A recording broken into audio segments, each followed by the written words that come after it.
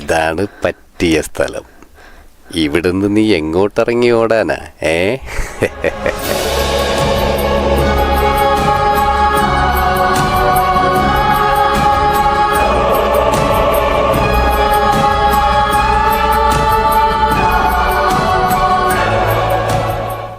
വാ, വന്നണ്ണൻ്റെ വണ്ടിയിലോട്ട് കയറ്. നമുക്കൊന്ന് കറങ്ങിയിട്ടൊക്കെ വരാ. ബാ.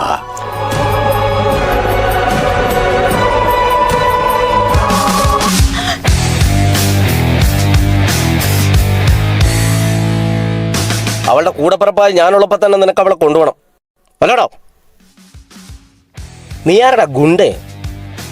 അവക്കെന്താ ചോദിക്കാനും പറയാനും ആരും ഇല്ലെന്ന് കരുതിയോ നീ? ഇനി അവളെന്നല്ല ഏതേലും പെൺപിള്ളേരുടെ ദേഹത്ത് നിന്റെ കണ്ണ് വീണെന്നറിഞ്ഞ നിന്റെ കണ്ണിയാ സ്ക്രൂ ഡ്രൈവർ കിട്ടും കേട്ടോ പന്നി. നിന്റെ സൂക്കടിയാ മാറ്റി തരട്ടോ, മാറ്റി തരട്ടോ, മാറ്റി തരട്ടെ എന്ന്. വേണ്ട വേണ്ട വേണ്ട വേണ്ട ചേട്ടാ, സോറി പെങ്ങളെ, ഇനി ആവർത്തിക്കത്തില്ല. ഒരബദ്ധം പറ്റിപ്പോയതാ, ഇനി വരത്തില്ല. സോറി ചേട്ടാ. പോടാ.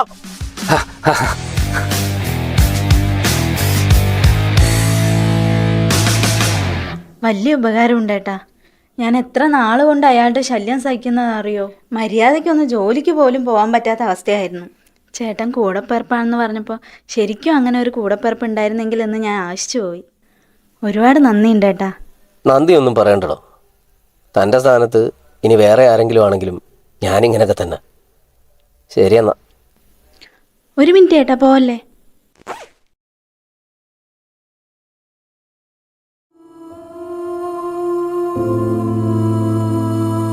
എന്താണ് ചേട്ടാ കാല്? അതാണോ?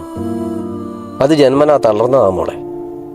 എന്ന് കരുതി നമുക്ക് ജീവിതത്തിന് മുന്നേ അങ്ങനെ തോറ്റു കൊടുക്കാനൊന്നും പറ്റത്തില്ലല്ലോ.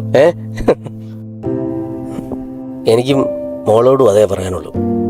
നമ്മുടെ ജീവിതത്തിൽ പല പ്രതിസന്ധി ഘട്ടങ്ങളും ഉണ്ടാവും. താനിപ്പോൾ നേരിട്ടില്ലേ അതുപോലെ.